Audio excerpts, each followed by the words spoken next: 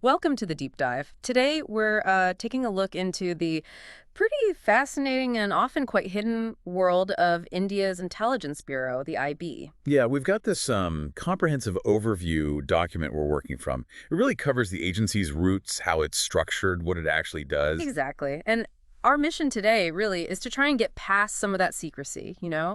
understand where the IB came from, how it changed over time, and the really important role it plays, maybe even uncover a few surprises. Definitely. Right. Okay, let's get into this. Well, what's really striking right off the bat is just how old this organization is. We're talking December 23rd, 1887. Wow, 1887. So this wasn't something created after independence. Not at all. It started as the Central Special Branch under the British. And that deep history really does shape what it is today. Right. And the initial reason for setting it up, from what we've read, was basically to keep tabs on political unrest, especially after the Indian National Congress was formed a couple of years earlier in 85. Precisely. It was very much about the British administration trying to, well, maintain control. The actual proposal came from the viceroy at the time, Marquis of Dufferin, Okay. and it got the okay from R.A. Cross, who was the Secretary of State for India, in this secret dispatch back in March 1887. That document basically set up the whole system for gathering, secret and political intelligence across India. It sounds like a pretty thought out plan even back then. Dufferin's idea, it seems, was to use the existing networks, like the police in British India and even political officers in the princely states. Exactly. No need to reinvent the wheel entirely. He proposed setting up these special agencies, both centrally and provincially. Right. And the local governments were tasked with the actual intel gathering and, importantly, reporting it up the chain to the central government. Mm. And the provincial special branches, they also shared info directly with the central special branch. So it's sort of layers of intelligence gathering. And here's a detail I found pretty fascinating. To save money at the start, the Central Special Branch actually shared resources with the Thuggee and Dacoity Department in Shimla. Yeah, talk about an odd couple. Right. It really shows how sort of practical and maybe even bootstrapped these early efforts were, using whatever infrastructure was already there. It really does highlight those pragmatic beginnings. And the supervision actually fell to the general superintendent of that same Thuggee and Dacoity department. The initial budget was, well, pretty small too, about 46,800 proposed annually. And who was the first person actually leading this new intelligence branch? That was a police officer named Donald McCracken from the Punjab cadre. He was essentially the assistant to Colonel P.D. Henderson, the general superintendent we just mentioned. Okay. And it's worth noting, these provincial special branches, they were tied into some pretty senior offices, like the Inspector General of Police or the Chief Secretary in the provinces. Shows it was taken seriously from the start. Okay, so jumping forward a bit, our sources mention a big shakeup around 1904. Something about the Indian Police Commission. That's right.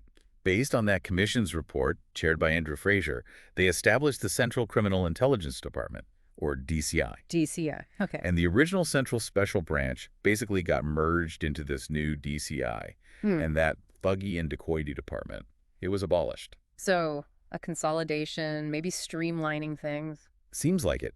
And at the same time, things were changing provincially, too, with the creation of the Criminal Investigation Departments, the CIDs. Ah, the CIDs. Still around today, obviously. Yes, and initially those CIDs actually included the provincial special branches, but later on they were separated out again. Seems like they realized intelligence work was becoming more specialized, different from standard criminal investigation. Okay, so the organization is definitely evolving. When does the name Intelligence Bureau actually appear?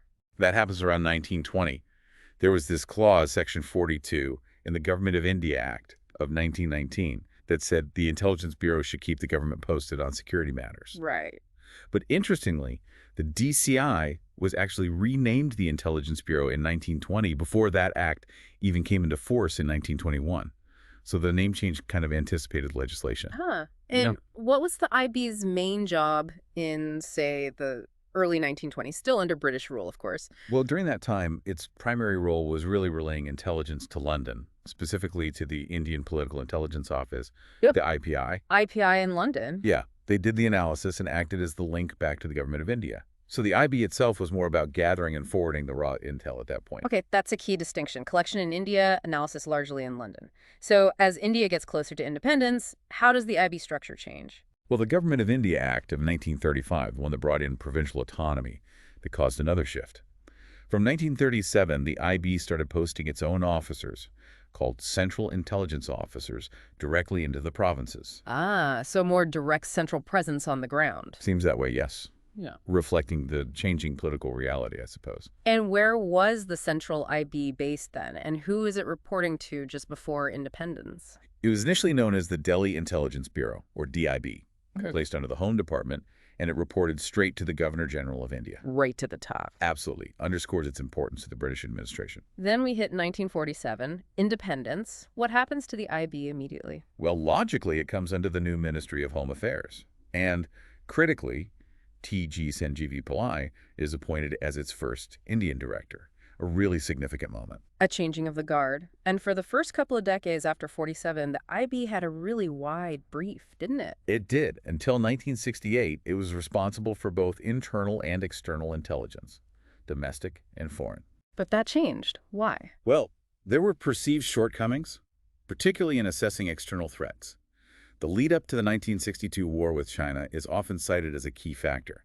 It led to a major rethink. And that rethink led to the creation of The Research and Analysis Wing, RNAW, in 1968, specifically to handle foreign intelligence. RNAW, the agency most people probably associate with India's external spying. Exactly.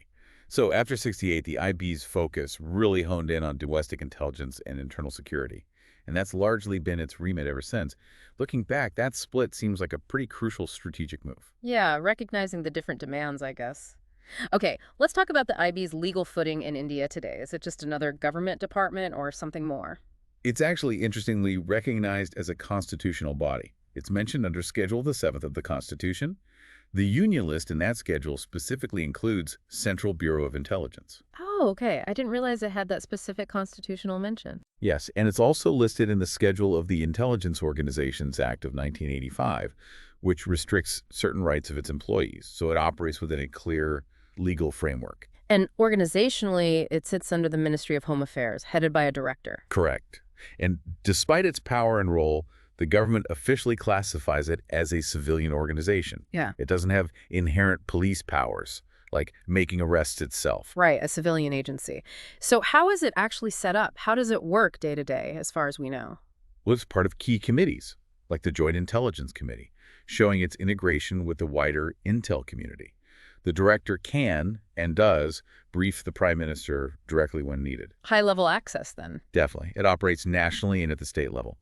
The actual intelligence collection is largely done by what they call Group C officers, security assistants, junior intelligence officers, and Group B officers, like Assistant Central Intelligence Officers. So those are the people on the ground gathering info. Generally speaking, yes.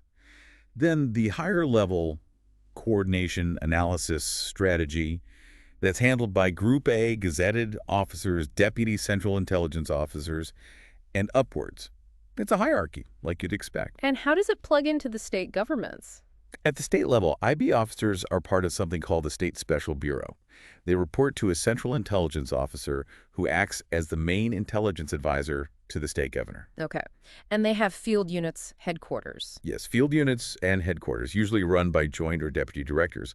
The core functions, as we said, are domestic intelligence, counterintelligence, so spying on the spies, essentially, and counterterrorism. And where do its people come from? They recruit from various places, law enforcement, like the Indian Police Service, IPS, the Indian Revenue Service, IRS, and also from the military.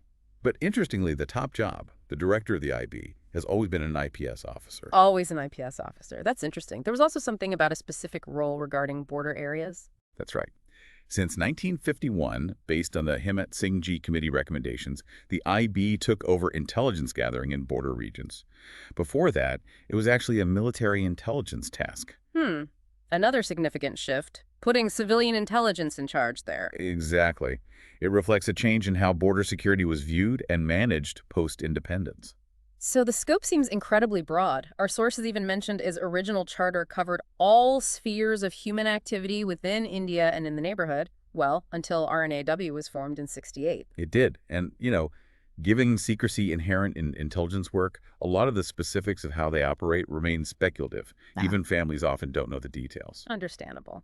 But we do know some of the more, let's say, routine or public-facing tasks. Yes, things like clearing licenses for amateur radio operators, acting as a channel for intelligence sharing between different Indian agencies and the police, and granting security clearances for diplomats, judges, that sort of thing. Okay. And then there are the more clandestine activities that are often talked about, even if not officially confirmed. Right. The sources we looked at do mention these persistent rumors again, unverified, about the IB intercepting large amounts of mail daily, maybe having email surveillance systems. The kind of stuff you expect from spy agencies, I suppose? And it's also stated that the Bureau is authorized to conduct wiretaps without needing a warrant. That's a significant power. Definitely. There's even this pretty compelling story about the IB apparently running a counterintelligence operation against the CIA specifically to protect India's nuclear weapons program before the Pokhran-2 tests. Wow, really? Going up against the CIA to protect the nuclear program? That's quite something, if true. Okay, let's shift to some of its more publicly known activities and successes or challenges. Well, a key responsibility is disrupting terrorist plots. Our sources mentioned examples like the IB apparently alerting police before the Hyderabad blasts and giving repeated warnings about a potential seaborne attack on Mumbai before the 2008 attacks happened. But despite those warnings, the 2008 Mumbai attack still happened, and the IB faced quite a bit of criticism afterwards, didn't it? It did, yes. There was a lot of media focus on perceived intelligence failures. Problems like, bureaucracy, maybe not enough funding, a lack of field agents. These were highlighted as major challenges back then. And how many people are we talking about? Any estimate? The sources suggest the total strength was believed to be around 25,000 personnel around that time, with maybe 3,500 actual field agents. And it was mentioned some of those might have been involved in political intelligence gathering, too. Which brings us to reforms. Our sources suggest changes were made after 2014. What kind of changes? Well, according to the information we have, a key reform was reportedly stopping internal political intelligence gathering, shifting focus entirely to security threats. Right. They also apparently invested in better infrastructure and increased recruitment. And the claim is that these changes have led to more success in preventing terror attacks and in counterintelligence since 2014. Do we have a sense of the kind of budget the IB operates with? Yes, the figure cited for the 2025-26 fiscal year is 3,893.35 crore. That's roughly 460 million US dollars. Gives you an idea of the scale. And who's the current director? That's Tapan Deka. He took over in June 2022. And the parent agency, as we said, is the Ministry of Home Affairs. And it has a motto, right, in Sanskrit. It does. That's Sita Harnishits. It means always alert. Always alert. Very fitting for an intelligence agency. Absolutely captures the mission. One last point before we wrap up. It's interesting how the IB pops up in popular culture. Movies and shows? It does seem to capture the public imagination. The sources list quite a few films. Badaba, Badnaam, Mukbir, Kahani is a well-known one. Spider, India's Most Wanted, ID-71, more recently. Even a TV series, dude. These portrayals, even if fictional, show that fascination with this kind of shadowy organization. Definitely. So to kind of pull it all together, we've taken this deep dive into the Intelligence Bureau, tracing its really long history from British-era political monitoring right up to its modern role as India's main domestic intelligence and counter-terror agency. We've looked at its evolution, that crucial split with RNAW for foreign intelligence, its constitutional basis, and its ongoing importance in, well, a pretty challenging security landscape. Yeah, and it operates in that constant tension, doesn't it? Why? Needing to be effective, often secretly, but also accountable within a democracy. That's a really key dynamic, yes. Yes. It shapes everything about how an agency like this functions and how we, perceive it. Right. And maybe that leads to a final thought for you listening. When you think about the IB's long history, its vital job in a world that's changing so fast, what are the ongoing challenges for an organization like this, one that's so powerful but also largely invisible? What does it really mean to be always alert today with all the new kinds of threats and technologies out there? Something to think about until our next deep dive.